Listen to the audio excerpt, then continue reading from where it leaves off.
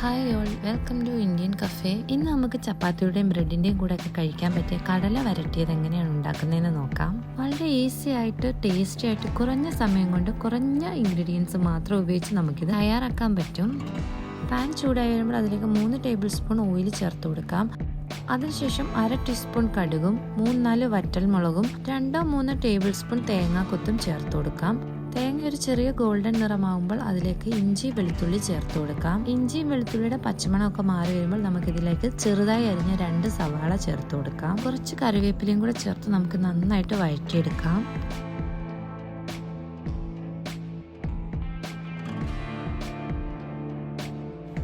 സവാളയൊക്കെ നന്നായിട്ട് വഴണ്ടി വന്നിട്ടുണ്ട്. ഇനി ഇതിലേക്ക് 1/2 ടീസ്പൂൺ മഞ്ഞൾപ്പൊടി, 1 ടീസ്പൂൺ മുളക് പൊടി, 1 ടീസ്പൂൺ മല്ലിപ്പൊടി, 1 ടീസ്പൂൺ ഗരം മസാലയും കൂടെ ചേർത്ത് നന്നായിട്ടൊന്ന് മിക്സ് ചെയ്തെടുക്കാം. മസാലയിലെ ആ പച്ചമണമൊക്കെ ഒന്ന് മാറുന്ന വരെ നമുക്കിതൊന്ന് വഴറ്റിയെടുക്കണം. 3-4 മിനിറ്റ് നമുക്ക് ഇതുപോലെ ഒന്ന് വഴറ്റിയെടുക്കാം. അതിനുശേഷം ഇതിലേക്ക് 1/4 കപ്പ് വെള്ളം ചേർത്ത് കൊടുക്കാം. ഞാനിവിടെ കടല വേവിച്ച വെള്ളം തന്നെയാണ് ചേർത്ത് കൊടുത്തിട്ടുള്ളത്. എല്ലാം കൂടി ഒന്ന് മിക്സ് ചെയ്തതിന് ശേഷം ആവശ്യത്തിന് ഉപ്പും ചേർത്ത് കൊടുക്കാം. ഓൾറെഡി കടല വേവിച്ച സമയത്ത് ഉപ്പും മഞ്ഞൾപ്പൊടി ഇട്ടാണ് വേവിച്ചത്.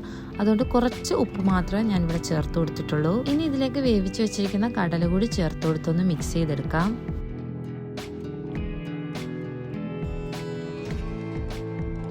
നല്ലോണം മിക്സ് ചെയ്തതിന് ശേഷം ഇതുപോലെ കൂട്ടി വെച്ചിട്ട് ഒന്ന് അടച്ചു വെച്ച് നമുക്ക് ആവി കയറ്റിയെടുക്കണം. എന്നാലേ ആ കടലയിലേക്ക് ആ മസാലകളൊക്കെ നന്നായിട്ട് പിടിച്ചു കിട്ടുകയുള്ളൂ. ഇടയ്ക്ക് ഇതുപോലെ നമുക്കൊന്ന് ഇളക്കി കൊടുക്കാം. ഇപ്പോൾ നമുക്ക് ആ കടലയിലൊക്കെ നമ്മുടെ മസാലകൾ നന്നായിട്ട് പിടിച്ചു കിട്ടിയിട്ടുണ്ട്. ഇനി നമുക്കിതിലേക്ക് കുറച്ച് പച്ചവെളിച്ചെണ്ണ കൂടി തൂക്കി കൊടുക്കാം. കുറച്ച് കറിവേപ്പിലയും കൂടെ തൂക്കി കൊടുത്തു കഴിഞ്ഞാൽ നമ്മുടെ ടേസ്റ്റി ആയിട്ടുള്ള വളരെ ഈസി ആയിട്ടുള്ള കടല വരട്ടിയത് ഇവിടെ റെഡി ആയിട്ടുണ്ട്. അപ്പോൾ എല്ലാവരും ഒന്ന് ട്രൈ ചെയ്ത് നോക്കുക. വളരെ ഈസി ആയിട്ടുള്ള ഒരു സിമ്പിൾ റെസിപ്പിയാണ്. അപ്പോൾ മറ്റെല്ലാ വീഡിയോസിലും പറയുന്ന പോലെ നിങ്ങൾ ആദ്യമായിട്ടാണ് എൻ്റെ ചാനൽ കാണുന്നത്, സബ്സ്ക്രൈബ് ചെയ്യാതെയാണ് കാണുന്നതെങ്കിൽ പ്ലീസ് ഒന്ന് സബ്സ്ക്രൈബ് ചെയ്ത് സപ്പോർട്ട് ചെയ്യണേ. അപ്പോൾ പുതിയൊരു റെസിപ്പിയുമായി വീണ്ടും കാണുമ്പോഴേക്കും താങ്ക് യു ഫോർ വാച്ചിങ്.